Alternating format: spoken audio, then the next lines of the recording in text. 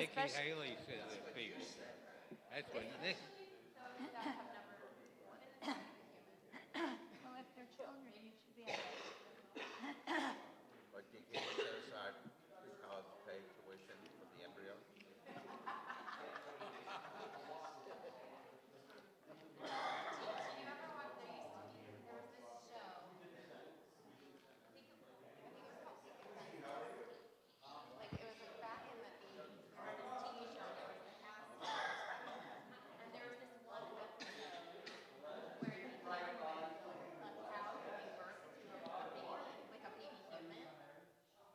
That's what I picture when we talk about these embryos and how they're people.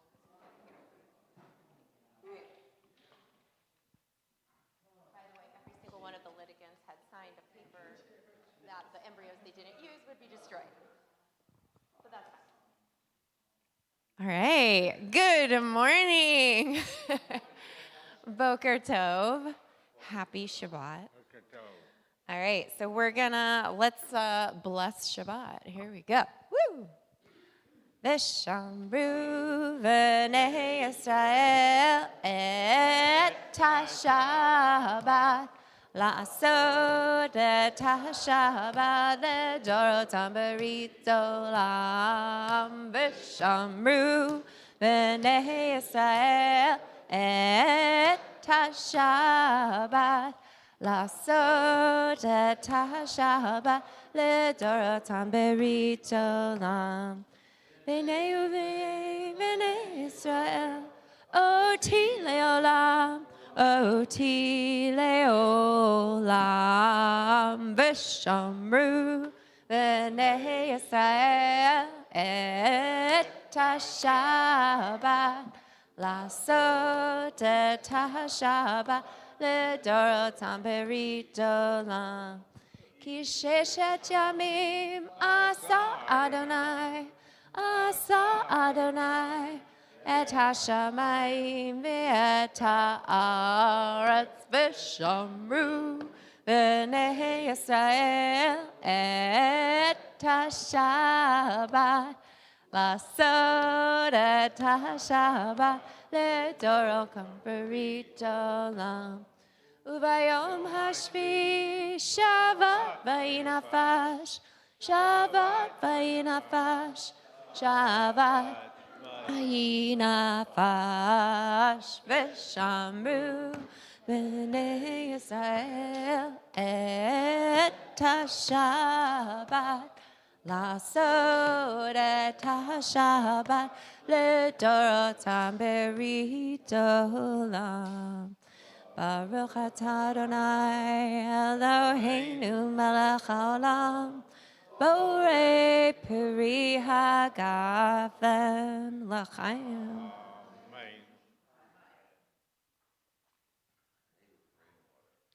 And our blessing for Torah study. Baruch atah Adonai Eloheinu melech haolam, asher kiddushanu b'mitzvotav v'tzivanu la'asok b'divrei Torah. All right. Thank you for being here this morning. Rabbi Barris is taking Ella to visit Tulane because Ella is a senior in high school. Whoa.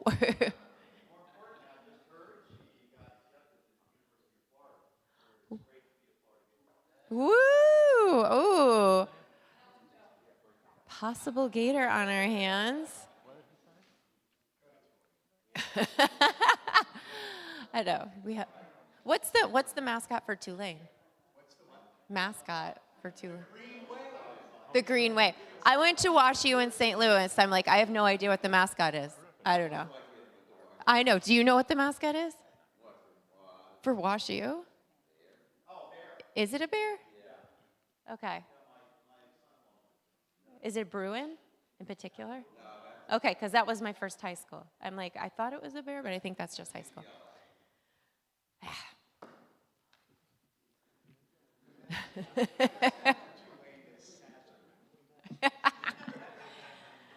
All right.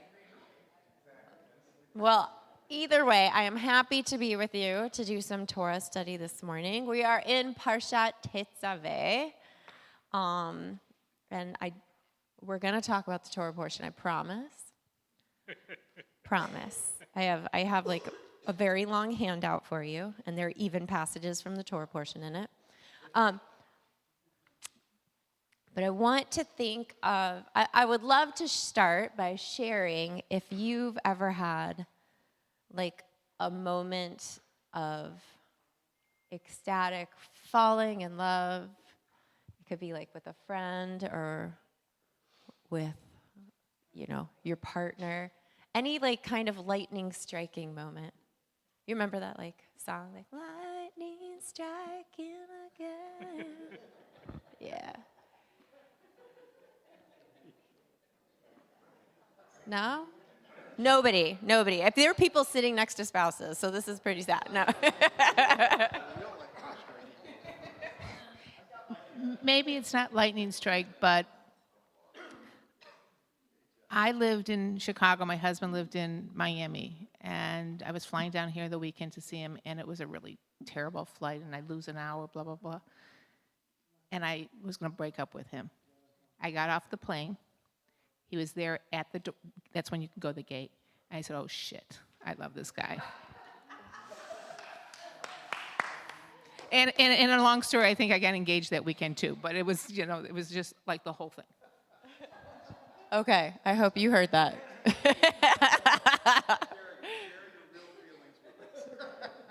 Oh, wow. Wow. I thought you said you put up your hand. Yeah, because it was the right thing to do when you said, even the spouses are here.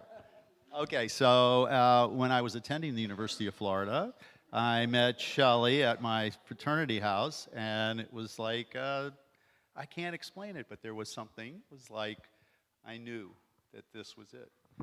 And me too, because he was a waiter, and I thought, oh my God, this is a good sign.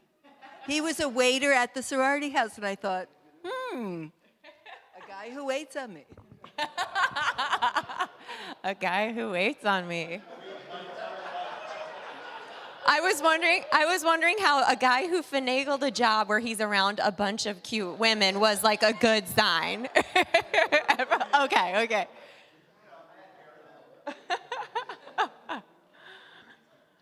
All right. Anybody else want to share? Yeah. Just very simple. I think it was just God agreeing with what you were saying. All right. So, I didn't know I was going to share this, but as we started, I started to think about this. There was this. Oh no, you took my page. You didn't take the handout. That's back there. Yeah, thank you. Yeah, I always do a teacher version and then a handout version for myself, just so you know. I remember this being in 9th grade. So I had gone to this like inner city magnet school, but when I went into it, only went through 8th grade. And then my 9th grade year was the year that they started 9th grade, but I didn't do it. I went to my district school. But it made it so all of a sudden most of my friends were at another school. So I went to that school. I went to a football game, and I saw this guy, and I literally went weak in the knees. Like, I literally, like, like jellied. So it was like lightning striking. But guess what? After, like, talking to him, it went away.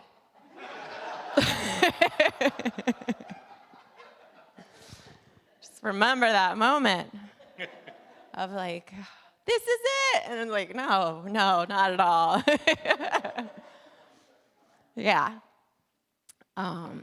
So my question that I put on here is like, we have these kind of sometimes lightning striking moments of connection, of falling in love, whether it be with, a potential beau or with a friend, right? We've all had those. We had those moments in class too, right? Where like something was said and you locked eyes with someone and you're like, we're on the same page, right? But then they start listening to like a band you don't like, and that's the end of your friendship. I don't know. It's very deep, very deep. Yeah. so we have these moments in our lives where we have really amazing, beautiful, rom-com finale moments, right?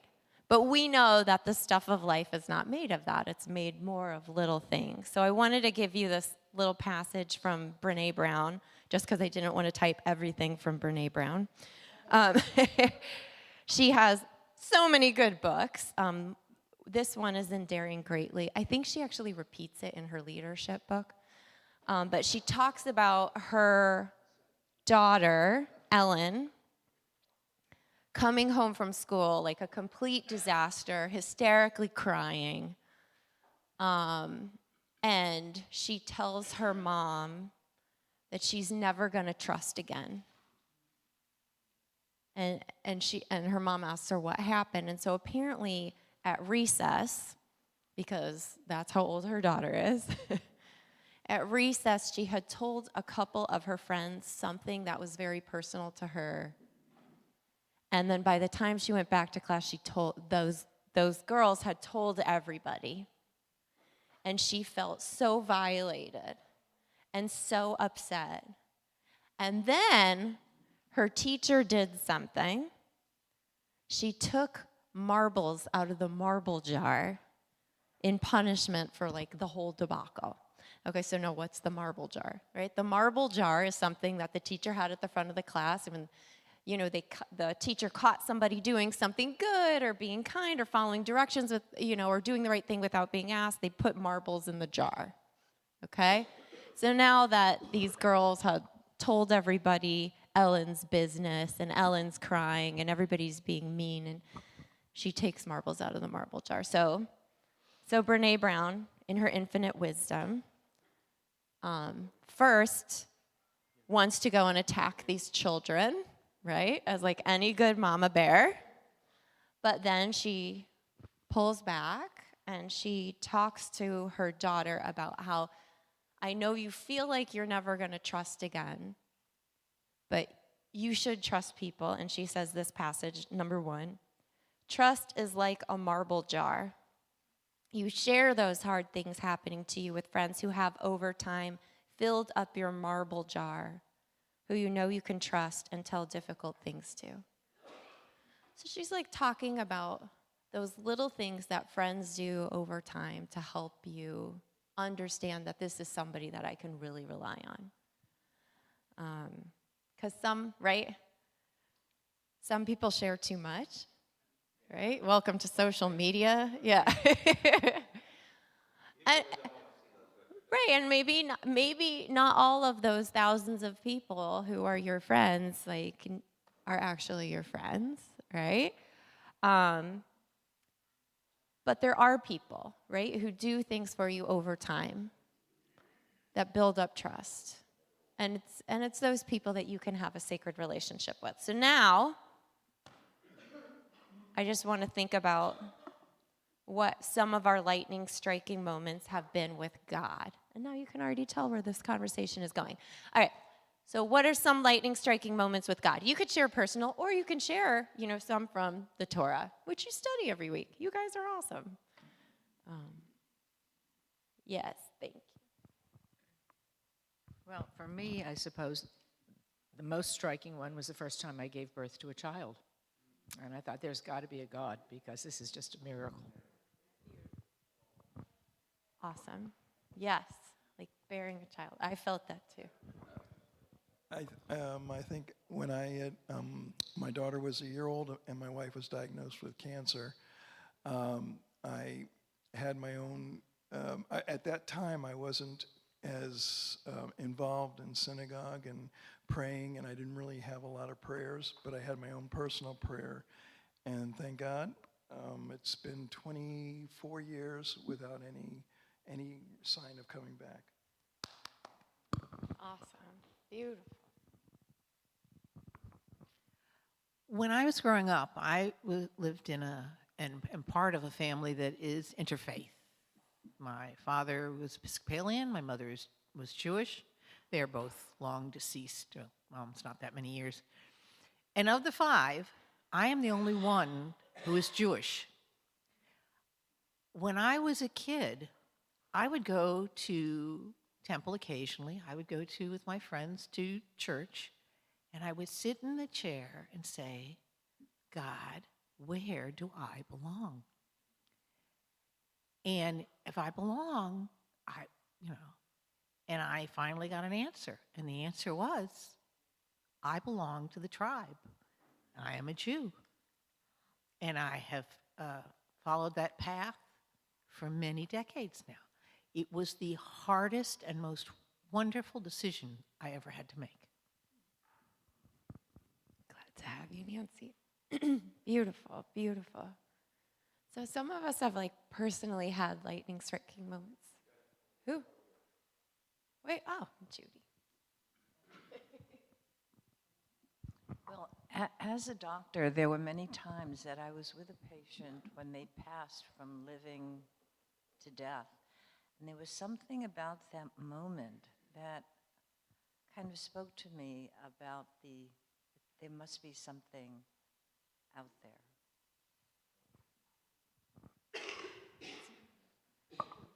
Beautiful. Thank you. So some of us have had, oh, Ian, I was right there. I vacillated back and forth, but always knew that I was Jewish. And I also knew that in modern America, we feel so comfortable that we have intermarriage, we have this, we get lax and whatnot. But deep down, I always felt Jewish with my family. When I was doing a research year at Columbia Medical Center in the middle of my residency program, the alpha helix, which is the DNA of all of us, was discovered by Watson and Crick's. And I looked at this, and it was made up of 4 nucleic acids. That was it. These 4 nucleic acids arranged in whatever small pattern with gaps between that represent viral intrusions of mankind. And they were the same 4 things in the fruit fly, and the same 4 things in a mouse, and the birds and everything. I looked at this, it was mind-blowing. I mean, literally, I could not believe it, and I could only explain it if there was a power that put this together. I had the same moment, only in another world. I had camped with Bedouins, and we made our way to Qumran. I was in the opening of a cave at sunrise, silence for a long time already, like deep desert silence. The wind begins to blow and circulate, and my mind goes to Moda Ani. And in the moment, in the wind, in the mind, I question which came first, the wind or the Moda. And there had to be a power that enabled the unraveling and the reconstruction of that moment. So I didn't have nucleic acid, but I had a moment. Beautiful. Now, okay, so hold on to these moments. And I love the Moda Ani. Moda Ani, right? Thankful am I, lefanecha. And before you, we're standing in relationship, right? We point out a lot as rabbis, right? How we say Moda before we even say Ani, right? We say thanks before we even say I, which is not proper grammar, right? But gratitude has to come before self. But we should not stop there. We should not stop there, because the next word, right, is lefanecha. I'm in relationship with you. I'm before you. I'm standing before you. And we have these lightning striking moments every so often where we feel it. You actually feel God's presence. And then it's kind of as soon as you feel it, it's hard to savor, right? It's ephemeral. But it's awesome, and it's beautiful. And we have lightning striking moments, of course, in Torah, right? Here we are in Exodus. Our people just experienced some pretty lightning striking moments, right? Like literally, right? There was all of the plagues in Egypt, crossing through a parted sea, the sea coming together, the singing of the music, hearing the voice. I mean, lightning striking, right? Yes, ground swallowing. Well, I mean, that's in Numbers, but yes. I mean, right? Yes, we have all of these moments of sheer miracle. But here we're going to start. This is just the first verse of our Torah portion. We're not going to get very far. We might get to 3 verses of our Torah portion. Are you going to read? All right, we're at number 2. Start here. Oh, sorry, I start with Norman. Where do you want me to start? 2. Oh, Yeah. You could also read it from there. But Exodus 27:20. You shall further instruct the Israelites to bring you clear oil of beaten olives for lighting, for kindling lamps regularly. Okay. All right, so now we're going to focus in on the word. This is something we've read. Actually, Rabbi Aklepi spoke this verse last night in her sermon. And she talked about the beating of the olives, and there's this beautiful rabbinic commentary about how the Jewish people are like the olives, and we get beaten and beaten, but we produce light, okay? That's what she was talking about. But I want to talk about the last word, tamid. So here, it's translated as regularly. All right. Annabella. What does tamid mean? Always. All right. Usually when we use the word tamid, I'm a Hebrew linguist. Usually when we say tamid, it's eternal, always, forever, right? But here it says regularly. We're going to look at Rashi, then we're going to look at a few other places where tamid is used. All right. Edith, will you read 3 for us? Will you read Rashi? Tamid, continually. Doing something every night, as is described here, may be termed tamid continually. Just as you speak of Numbers 27:6, the continual burnt offering, although this was sacrificed only from day to day.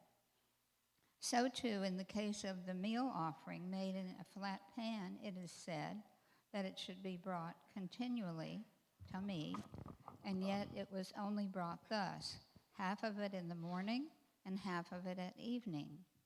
However, the expression tamid, which is used in connection with the showbread, denotes the whole period without a break from Sabbath to Sabbath. All right. Ooh. Oh my gosh. Sorry, this page is upside down. You're just making it, you have to pay extra close attention. So here, I wanted to bring this. No, the next one's number 4. You got it. 3 was good. Make it 7 lamps. The lamps shall be so mounted as to give the light on its front side. Okay, stop. Thank you. Perfect.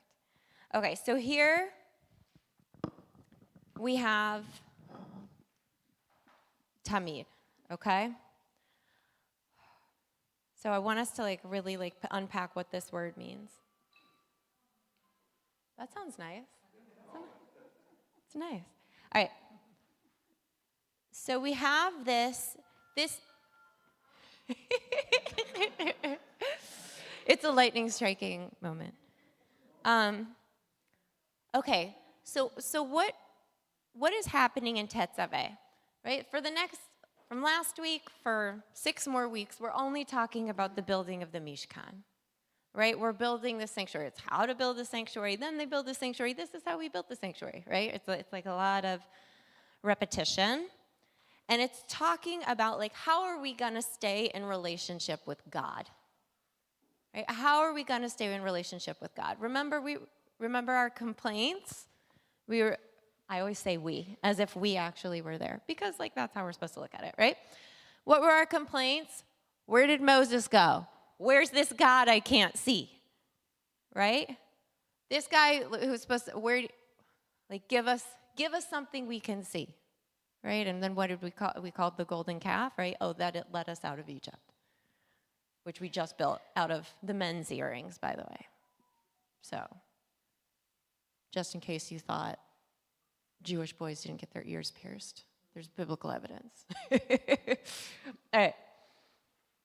All right, so we've seen God's commitment to us, right? We saw God's commitment to us through the 10 plagues, through the leading out of Egypt, through the cacophony at Mount Sinai, right? But now, any relationship can't be one way, right? I mean, it can be, but it's exhausting. There's going to be a lot of resentment there, right? It's supposed to be about a back and forth, a mutual relationship. And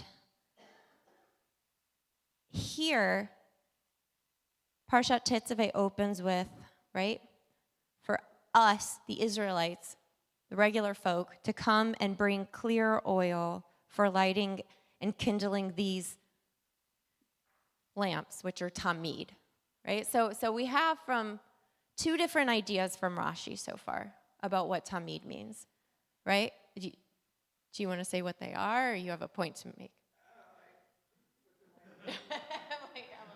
I think what they might be referring to is the eternal light that we light in front of the Mishkan. Yeah, right, in Torah. Yeah, I'm like, you can see it peeking through. All right, so this became, over the years, it became the eternal light. But notice what Rashi says in 3. Doing something every night. So this is, according to this definition, I might be tamid brushing my teeth, right? It's something I do regularly. I do it all the time. But do I actually do it all the time? No. I do it regularly. So there's two ideas. So he borrows from other places where tamid is used, right? This is how we always figure out what a word means. What does a word mean? Well, where else is it used? Let's use context clues. So one of them is when they're talking about offerings, the burnt offering. And the burnt offering was sacrificed day to day. It wasn't, we're here in Miami. Not that any of us has ever done it ourselves, but we know that pig roasts, right, last a really, really long time, right? But that's not what they're talking about. They're talking about once a day. So more of a regularly kind of an idea. And then the other one is the showbread, where we use tamid. And so the showbread is always there. There's always bread showing. Now I'm getting the image of when you go to Joanna's, or you go to a place and there's always stuff in the display cabinet. Have you ever gone in and there's nothing in there? I have. It's totally weird. You're like, where's the stuff, right? That's what the showbread was, right? That there was always these loaves of challah that were out. Okay. So we get these two different ideas of actually what tamid means. And you are right, Jeff, that later it turns, our symbol of this turns into the eternal light. And what do we think of when we see the eternal light? What does it symbolize for us? Electricity, okay. says a former president who was it symbolizes God's presence, right? That's what we say now. It symbolizes God's presence always being here, always being there. I remember one of my colleagues talking about having to change the light bulb in the eternal light, because not everybody has an amazing maintenance crew. It felt sacrilegious to the person, right? That there. Okay. So, all right. So here we are. So we have this question of what do these things mean? We have Rashi. Rashi thinks the lamps, that the tamid can just mean that the lamps must be lit every evening and stay aflame until morning.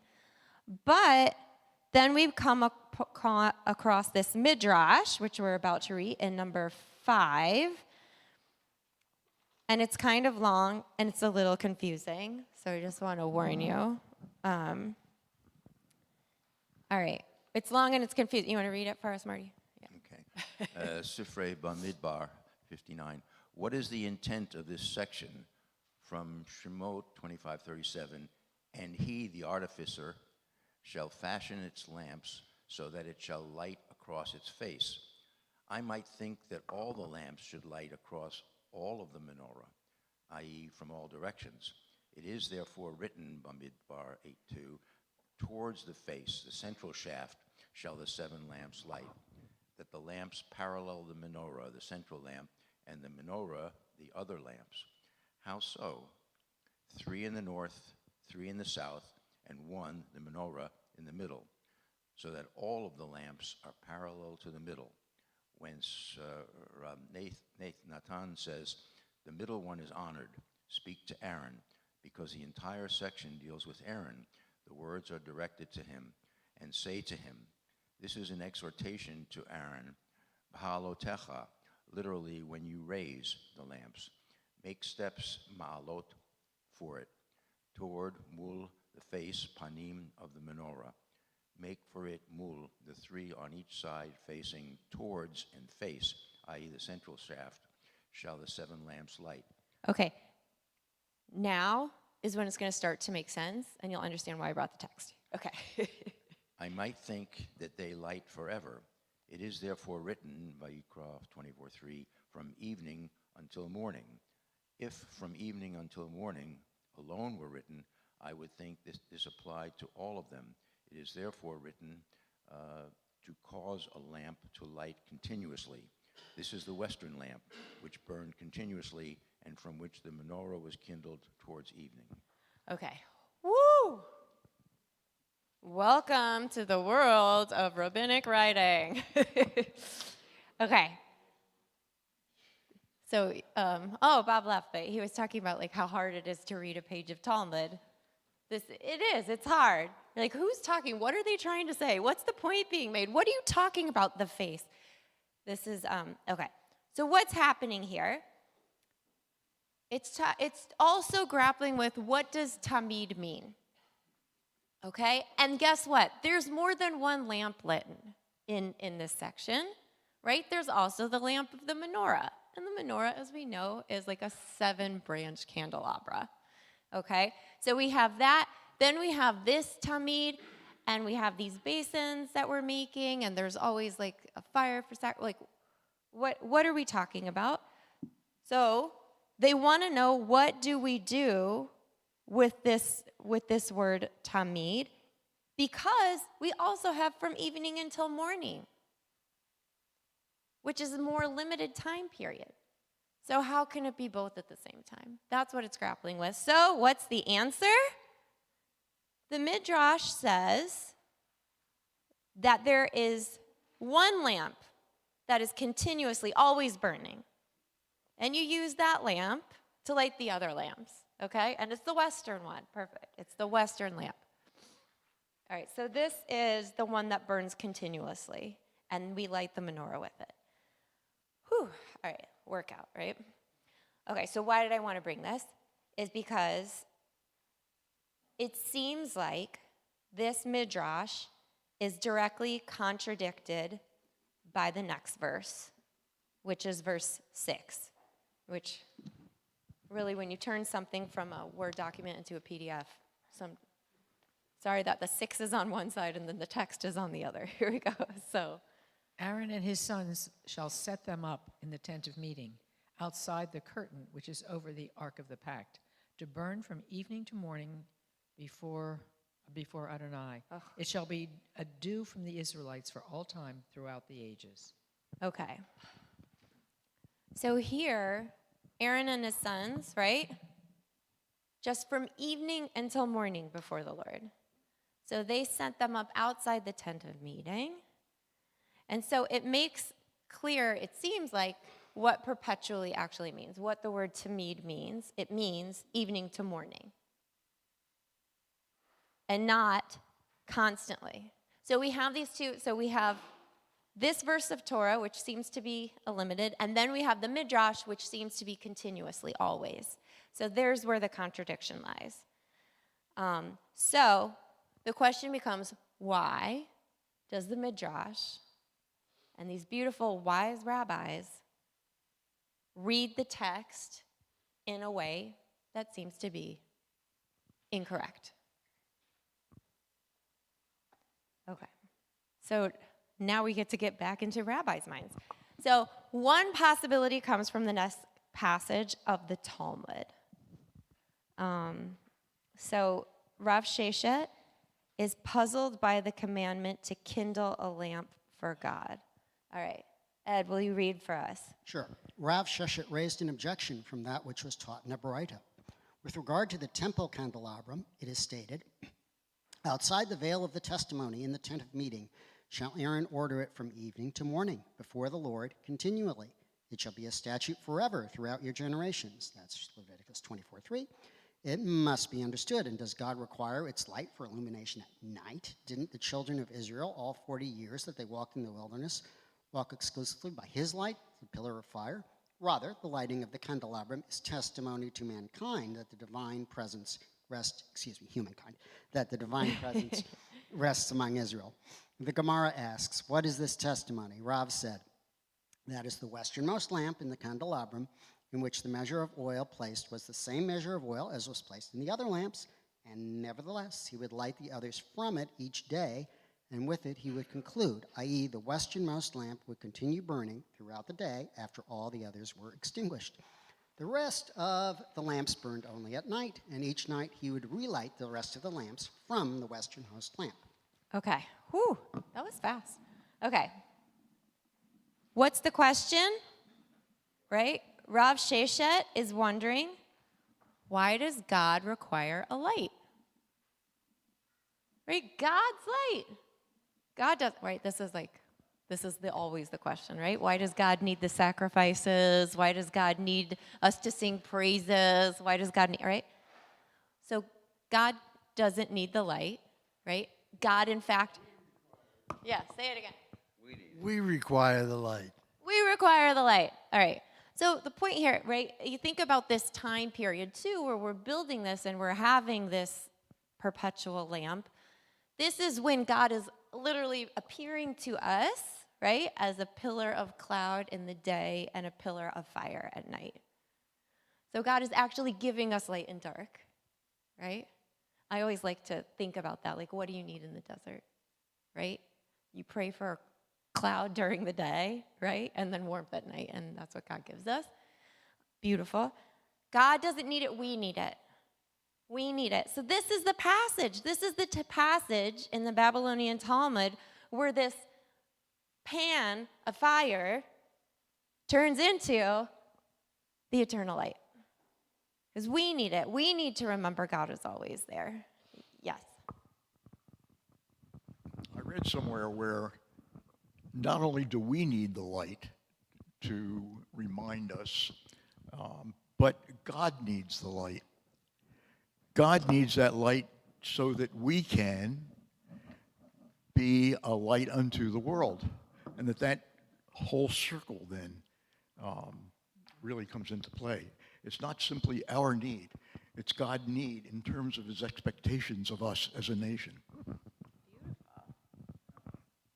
Beautiful. I also, when you said God needs, I don't know why I started thinking of wedding rings. Right? We may not need a wedding ring to remind us that we love somebody else or that we're committed to somebody else or whatever our relationship, right? But can you imagine how it would feel to the other person if you stopped wearing it? Bum, bum, bum. Right? Like, why aren't you wearing it? Right? So there is also, there is something, I think also, like, I thought that was a really beautiful image of us mimicking God. God brings light, we bring light, and that's how we show God that we're in relationship. Gorgeous, I agree. Beautiful. I also think there's something there too, right? To tell God, like, yes, we're still committed. we're still in relationship. So we have this kind of magical light. It's so funny because you know how we always talk about how the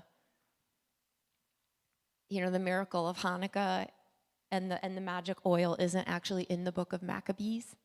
This kind of sounds like magic oil. Doesn't it? It says, oh, there's the same amount of oil in every lamp, but this one magically burns all the time, whereas the other ones need to be continually lit from it. Sounds a little magical. Okay, so here we have this really beautiful passage.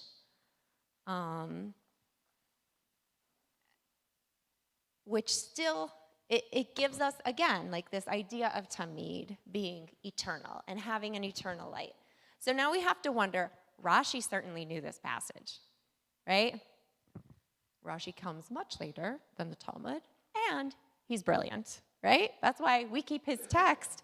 His writing is on the inside seam of the Talmud, right next to this. So what's up with Rashi?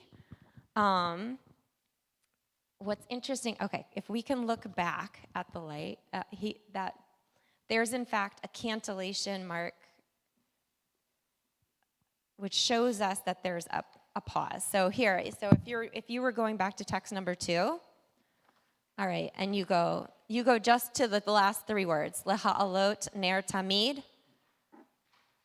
It goes, leha'alot ner tamid. So, if we wanted the ner to be tamid, we wouldn't go do, right? Because that makes us pause. It would just be, we wouldn't even have that cantillation mark there. It would be leha'alot ner tamid, or ner tamid, not ner tamid. So the Masoretes, who wrote the Masoretic text giving us the cantillation, also put a pause there. So it's more of a for kindling lamps regularly. Okay, so now I just want to keep this pause because I think that the pause is important, obviously. I'm doing a whole lesson about it. So here we're going to go to a more modern commentary. Yehoyada Amir. Annabella, will you read for us? We're on text number 8. Yehoyada Amir, to kindle a lamp, thoughts on Parashat Tetzaveh. Rabbi Yehoyada Amir explains that the focus of the commandment is not on the light always being aflame, but on Israel's obligation to kindle it again and again. Accordingly, the intention of the text is not to give expression to the presence of God in our midst, as the eternal light in our synagogues likely does. Rather, this is a light kindled always before the Lord by the children of Israel. This is a light that we are commanded to kindle before God in order to express our presence before God, our standing ready to serve as partners in the work of holiness and the work of creation. All right. We use the candle lighting all the time. I mean, we use it whether it's for Hanukkah or for Shabbat. Every time we want an occasion noted, we will light the candles, even the yard site. Every a moment in our lives, we use that candle lighting ceremony to remind us about God. Right, beautiful. So here, I hope I'm not off base, but it's very interesting to me that many of the prayers that we offer to God require a minyan. And nothing that I can think of with the Ner Tamid requires a minyan to do the lighting or pray in front of it. that's beautiful. I got to think about that. So, John. In the back.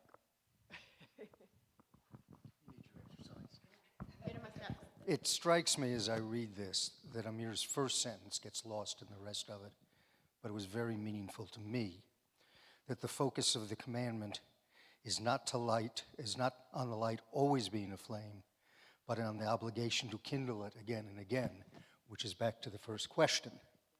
And that is, do you turn it on and leave it on, and it's always there, or are we obligated every day, continually, to turn it on again? And I am struck by the idea that is the second one that is the obligation for each of us. Beautiful. Thank you. Yes, like think about this. Think about if our Ner Tamid was still oil, right? We would have to pay attention to it. We would have to be there for it. We would have to be ready. We would have to prepare. We'd have to show up again and again and again.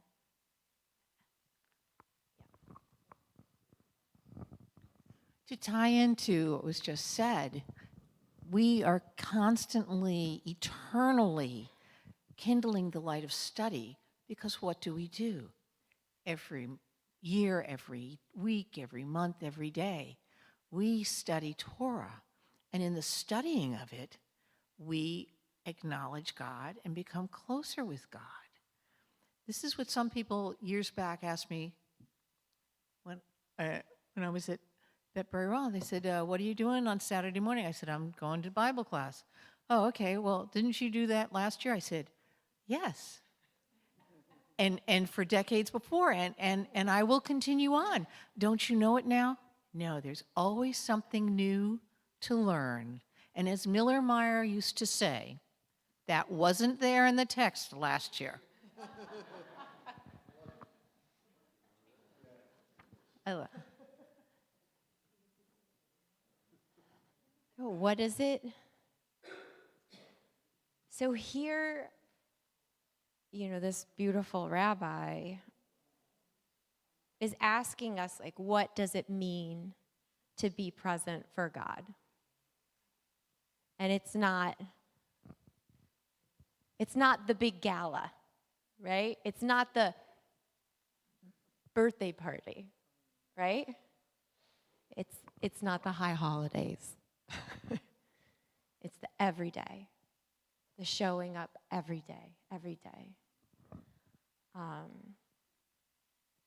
So here, when we take these two, the Midrash, and we take the passage from the Torah text, they seem to be at odds with each other, but together, I think they're a really powerful symbol of God and Israel's life together.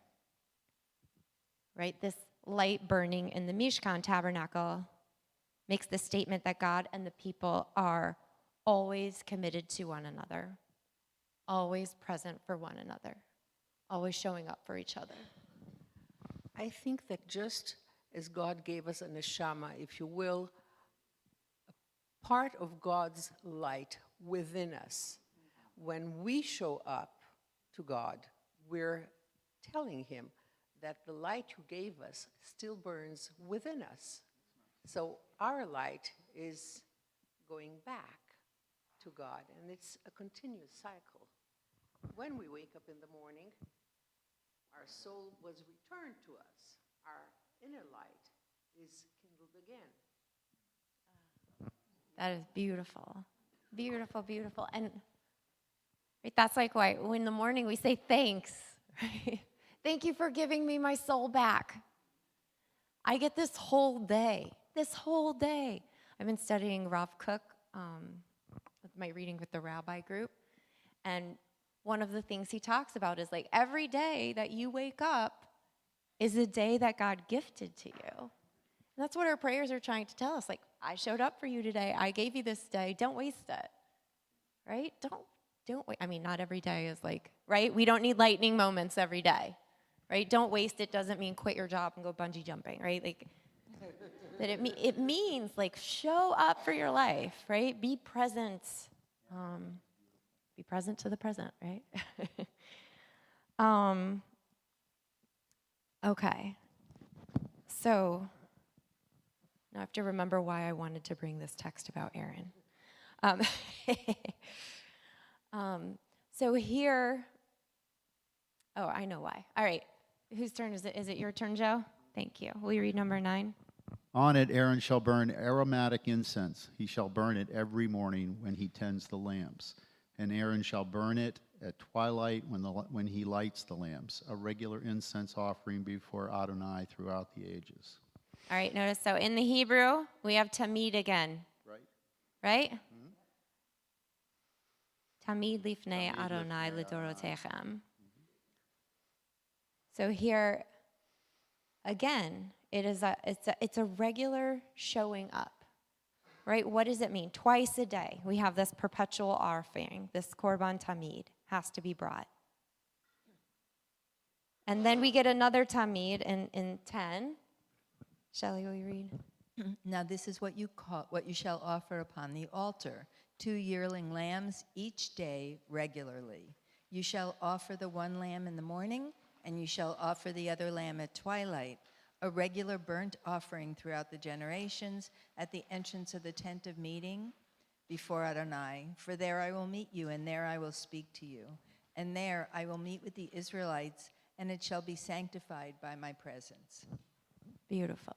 So here we have this showing up, right? Again and again. A tamid that is regular, a tamid that is daily, a tamid that is not every minute, but is important, that shapes my day, that shapes my patterns. So here in text 11, I'm just going to read. At text 11, we have John Durham.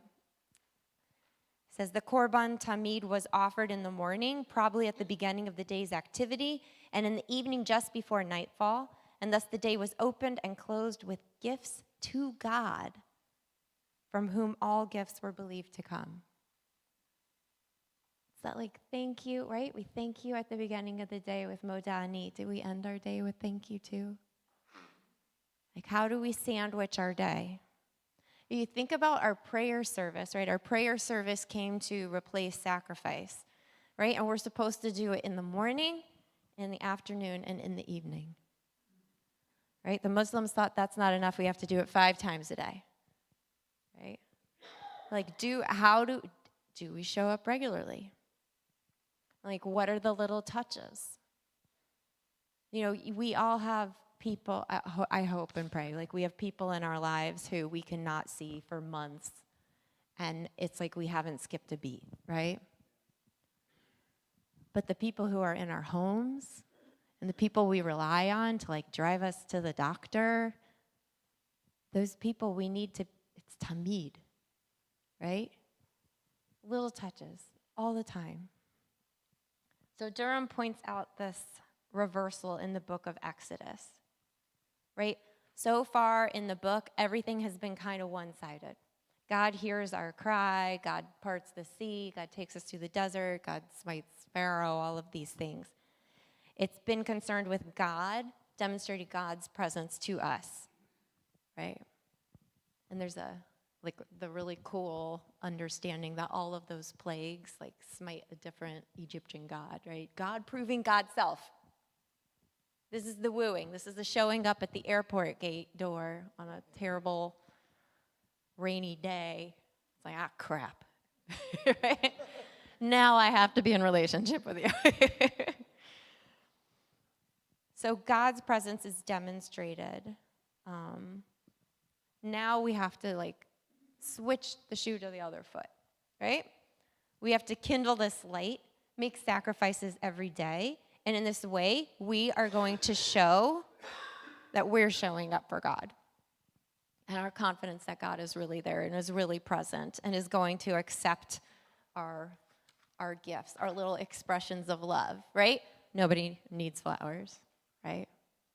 But we like flowers, right? Hold on. Okay, I'll be right back. When the Twin Towers came down, Rabbi Bruce Springsteen wrote a song, actually many songs, but one of the lyrics was, everything is everything. And you're talking about touch points, the shocking and the mundane and the repetition. And in these touch points, the people that drive us to the doctors, the refrain that everything is everything speaks to me that each and everything needs to be acknowledged for the everything that it is, and vice versa.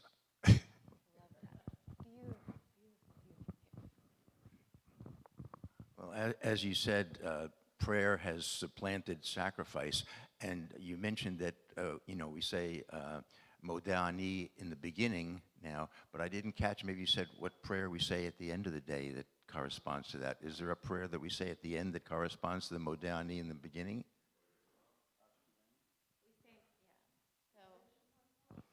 We say, yeah, there's a version of the Shema. It's like called the bedtime Shema. And if you're in my house, we do have the whole evening prayer service, which includes the Modeh Ani, not the Modeh Ani. Yes. Modim Anachnu Lach. I'm like, wait, what is it? It's this one. Okay, Modim, which is the same, by the way, structure. Modim Anachnu, right? Modeh Ani, Modim Anachnu. To Bob's point, like something that we usually say in community.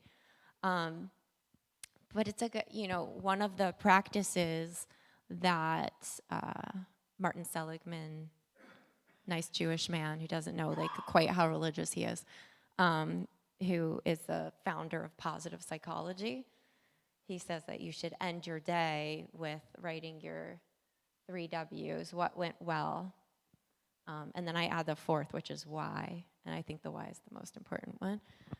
What went well and why, right? So that you end your day with little expressions of what went well in my day. And then the why is usually relational, right? What went well? You know what? I had a rough day. Best part of the day was the glass of red wine I had before bed. Why? My husband knew it was a rough day, and he bought me my favorite wine. Right? Then all of a sudden it's in relationship, and it's you're back to that. So what went well and why? But your point is made. We don't have an explicit Modeh Ani at the end of the day, but we do have the Modim Anachnu Lach. I don't know who was This whole portion today is about trust. God has taught us to give Him, or God, our trust, and God in turn trusts us. It would have been easier if we woke up and the light was there. It would have been easier if the light never went out. But God employs upon us the responsibility to ensure He trusts us to wake up and to ensure that the eternal light continues to burn. It's not a miracle.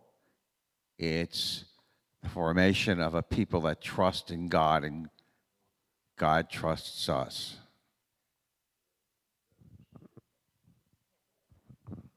To me, there is only one gift that I want to thank God for, and that would be the gift of life. Without that one, all the other ones don't work, right? Yes, so here we are, with the Tamid, we're putting marbles in the marble jar. What are the little things, the little ways we show up? So following up on those last 2 comments, there's in Proverbs it says that the soul of a person is the candle of God.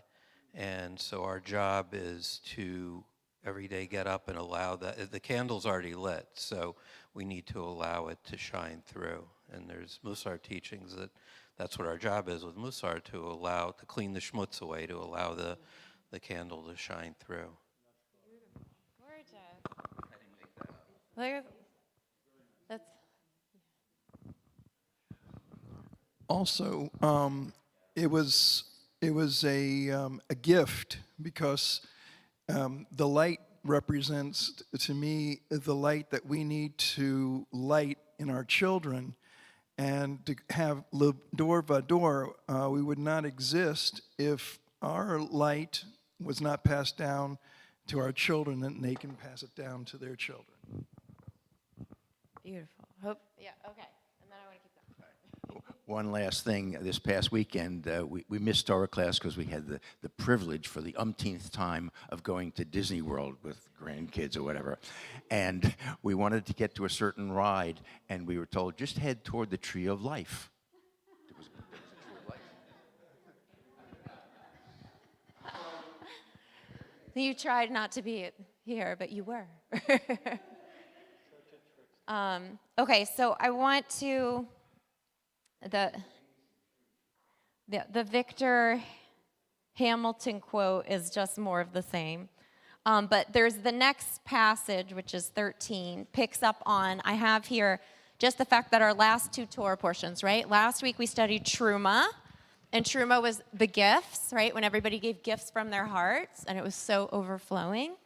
And this week is Tetzaveh, which comes from Tzav, right? Like command, right? So Truma, gift, Tetzaveh, commanded, something that's imposed on us. And there's this like wonderful passage from Yehuda Brandis. So I would love to read that. Whose turn is it? Oh, thank you, Scott. The initial construction of the Mishkan and its vessels is a one-time event. The one-time preparations are exciting. As for any important building project, it is relatively easy to enlist donors. The people who, never mind. Like, the service, it's it easy. wasn't so By the easy. way, we still owe like $6 million, so if anybody wants to give. Exactly. That's why I paused. But the service in the Mishkan is different. Service requires consistency and constancy. It does not contain the same excitement. There's an element of routine to it, which can sometimes be exhausting and dispiriting. For one-time events, one can rely on passion and spontaneity. For enduring commitments, on the other hand, one needs steadiness and steadfastness. Yes.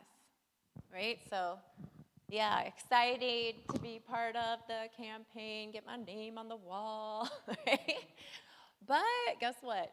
We also have every year, right, that we need to keep things going. The same with people, right? Maybe show up at a funeral, maybe show up at a birthday party. People need people every day, too. We don't need everybody every day, though, right? But we need people that we can rely on. So here, what he's highlighting and lifting up for us is the excitement of building the Mishkan. Now, everybody wanted to be part of it. So generous that, like, Moses had to say, okay, that's enough, right? Dayenu, right?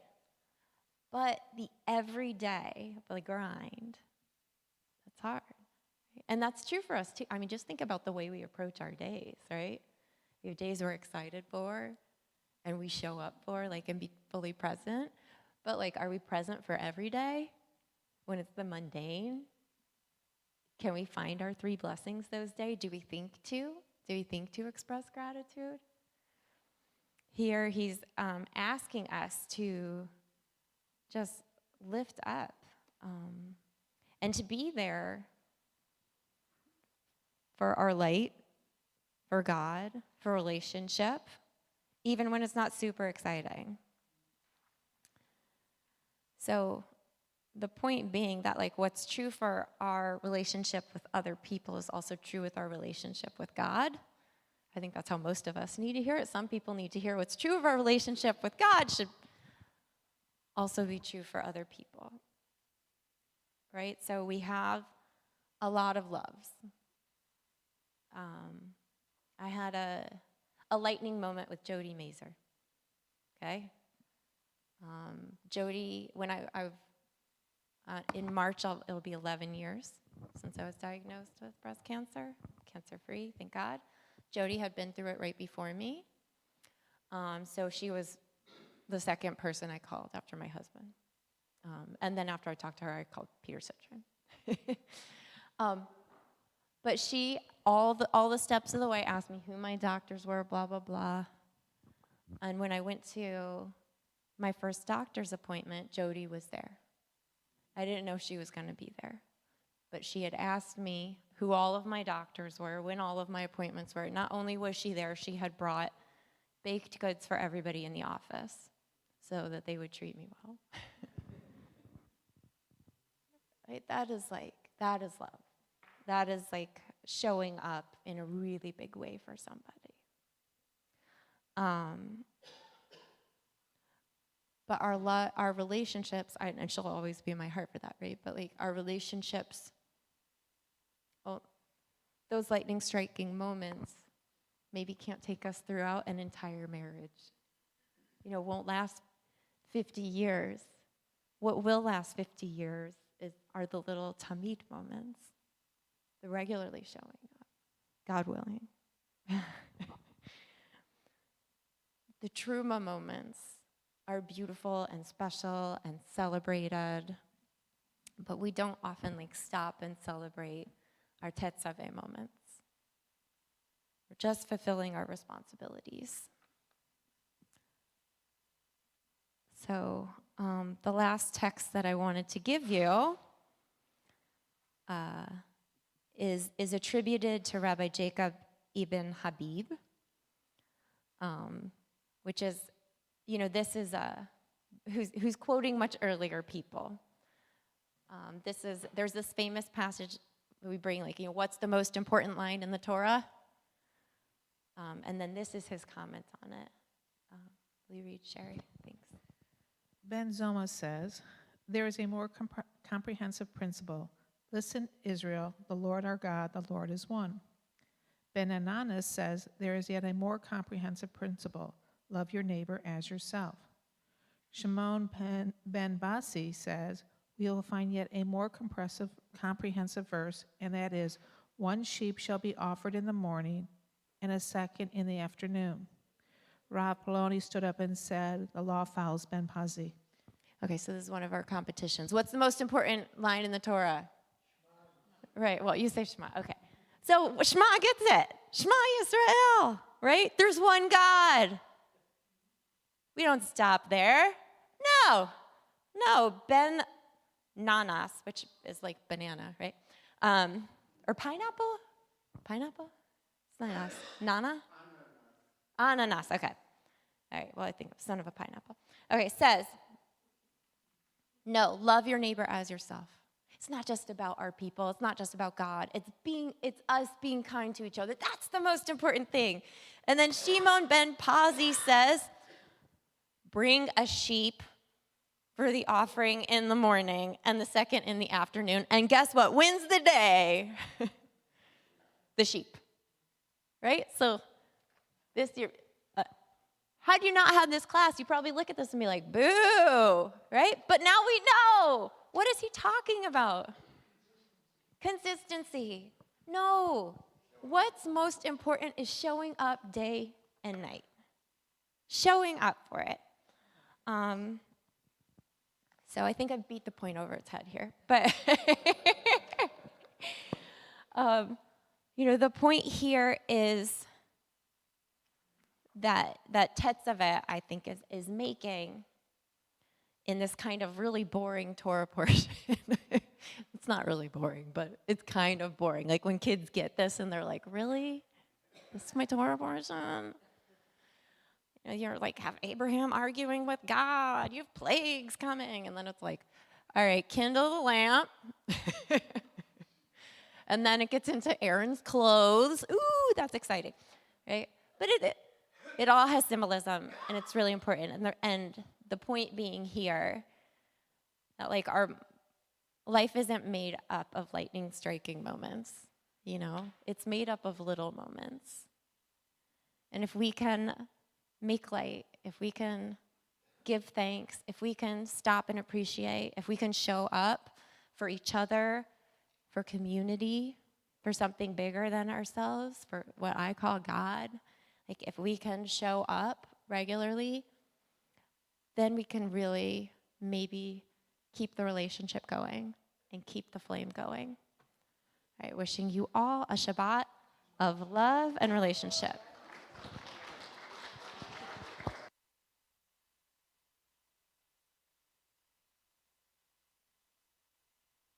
Yes. Woo! Okay, yes, tomorrow is Mitzvah Day. Please show up for Mitzvah Day. We also are doing here a blood drive and a platelet drive. You don't have to have signed up for it. You can just come.